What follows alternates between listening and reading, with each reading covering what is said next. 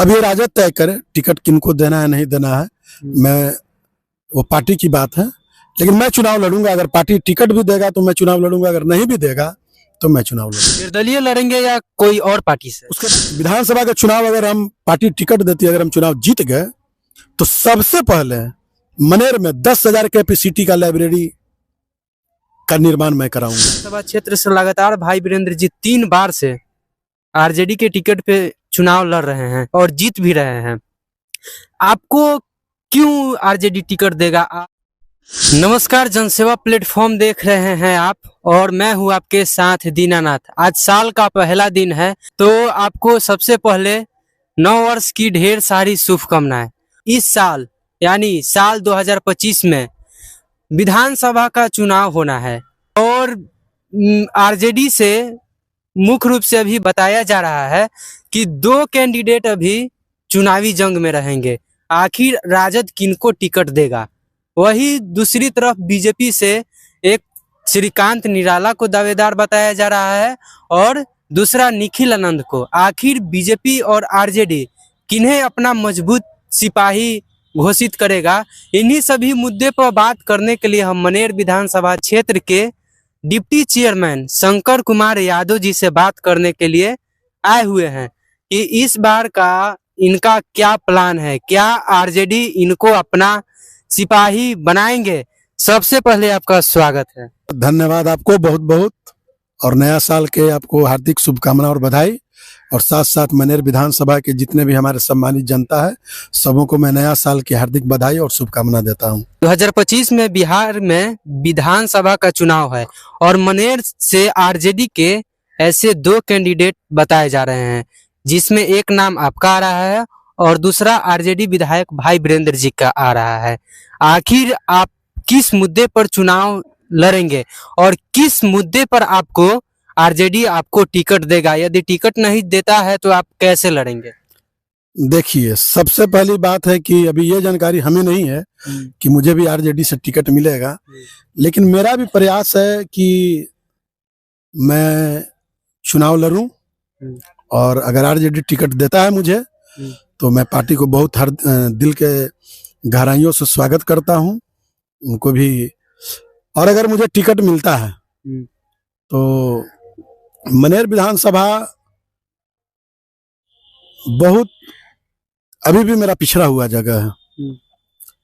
आखिर आपके ही पार्टी के विधायक हैं तो पिछड़ा हुआ क्यों है? पिछड़ा हुआ है कारण चाहे जो भी रहा हो, तो इस कारण पे तो हम नहीं जाएंगे, लेकिन मेरा मनेर अभी भी बहुत पिछड़ा हुआ है, हर चीज में बहुत पीछे है।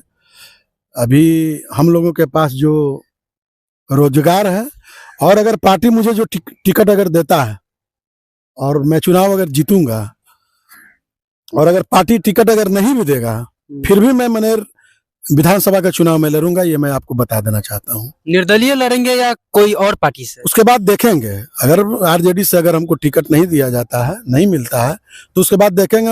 हम भी निर्णय लेने के लिए स्वतंत्र हैं, निर्दलीय लड़ें या फिर किसी पार्टी में जाकर लड़ें, लेकिन मैं चुनाव लड़ूंगा, ये मैं आपको आश्वस्त करता हूँ।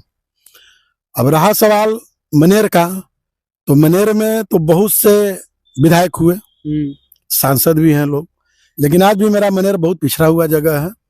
हमारे पास बहुत समस्या है। सबसे पहले तो समस्या है रोजी रोटी का, जो बालू का समस्या, जिस बालू पर हमारा पूरा मनेर नहीं 4 जिला डिपेंड था, जिसमें भोजपुर हो गया, आरा हो गया, छपरा हो गया, पटना जिला हो गया, रोहतास जिला हो गया, ऐसे तमाम जिले हैं जो बालू पर डिपेंड हैं। लेकिन आज हमारे रोजगार को पूरी तरह ध्वस्त कर दिया गया है इस सरकार के द्वारा, नीतीश कुमार जी के द्वारा। नीतीश जी के द्वारा बहुत इस कंडीशन में लाकर रख दिया गया है कि आज आए दिन मनेर की अगर हम बात करें तो 5,000 युवा प्रतिदिन पलायन करते हैं।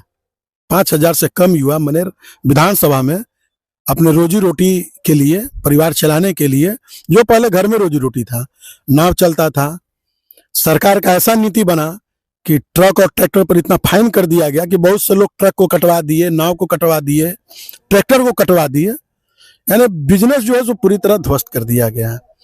तो मैं अगर चुनाव भी लड़ूंगा तो ये मेरा पहला मुद्दा रहेगा।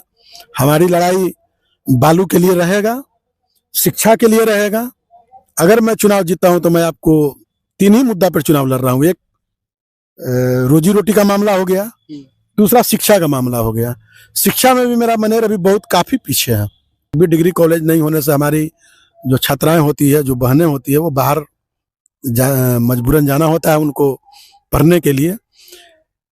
और लोकसभा का जब चुनाव हुआ था तो मैं इसी मुद्दा पर डॉक्टर मीसा भारती जी के साथ भी मैंने उनको मदद किया था, और उन्हीं के कहने पे मैं उनके साथ चुनाव में साथ दिया, मदद किया, और जी जान से किया, बिना 1 रुपया लिए हुए किया। मीसा दीदी इस बात को बहुत भली भांति जानती हैं कि शंकर जादव ये कैसा होगा जो 10 रुपया का बिना लोभ के मैं उनके साथ कदम से कदम मिला के चलने का काम किया। तो मुझे भी उम्मीद है मीसा दीदी जी से कि आप डिग्री कॉलेज बनवाइए मनेर में। और जो समस्या है बालू का, मैं उस समय भी आपसे बात किया था कि हमारा बालू जो रोजी रोटी है उस पर आप ध्यान दीजिए। यहाँ जो सरकार है उसका आतंक हो गया है मनेर में। आए दिन प्रशासन गाड़ी को पकड़ता है और जबरन घुसा देता है, फाइन करता है। अब 10 ग्राम बालू भी अगर ज़्यादा है तो उसके लिए 1-1 लाख और 2-2 लाख रुपया फाइन भरा जाता है। ये कहाँ से उचित है? तो हम इसकी भी लड़ाई लड़ेंगे।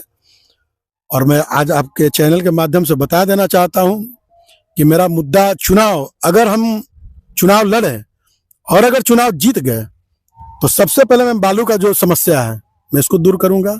नंबर दूसरा, शिक्षा के क्षेत्र में मैं आपसे भरोसा दिलाता हूं और आपके चैनल से मैं ये बोलना चाहता हूं कि विधानसभा का चुनाव अगर हम पार्टी टिकट देती है, अगर हम चुनाव जीत गए तो सबसे पहले मनेर में 10,000 कैपेसिटी का लाइब्रेरी का निर्माण मैं कराऊंगा, जिसमें एक ही छत के नीचे 10,000 युवा पढ़ेंगे और हर तरह का व्यवस्था उनको मनेर में देने का काम ये आधा कार्यकाल में मैं करूंगा। ये जो मैं 2.5 साल में 2.5 साल में मैं ये काम कर दूंगा कि 10,000 युवा एक ही छत के नीचे अपनी हर तरह का तैयारी, हर तरह प्रतियोगिता की तैयारी अपना कर सकते हैं। मनेर विधानसभा क्षेत्र से लगातार भाई वीरेंद्र जी 3 बार से आरजेडी के टिकट पे चुनाव लड़ रहे हैं और जीत भी रहे हैं। आपको क्यों आरजेडी टिकट देगा? आप मनेर के एक छोटा सा नगर परिषद का डिप्टी चेयरमैन है। अब ये राजद तय करे टिकट किनको देना है नहीं देना है, मैं वो पार्टी की बात है। लेकिन मैं चुनाव लड़ूंगा। अगर पार्टी टिकट भी देगा तो मैं चुनाव लड़ूंगा, अगर नहीं भी देगा तो मैं चुनाव लड़ूंगा। और यदि आपको बीजेपी से टिकट मिलता है तो? अगर पहला देखिए, मैं मीसा दीदी जी को काफी मदद किया हूँ, ठीक है, और विचारधारा आपका एक ही है। हाँ, लेकिन अगर पहले तो मीसा दीदी जी मेरे बारे में सोचे, और अगर नहीं सोचेंगी तो ये तय बात है, मैं आपके चैनल से बता देना चाहता हूँ कि मैं चुनाव लड़ूंगा मनेर के भविष्य के लिए, मनेर के निर्माण के लिए, युवा सोच के लिए, युवा जोश के लिए मैं चुनाव लड़ूंगा।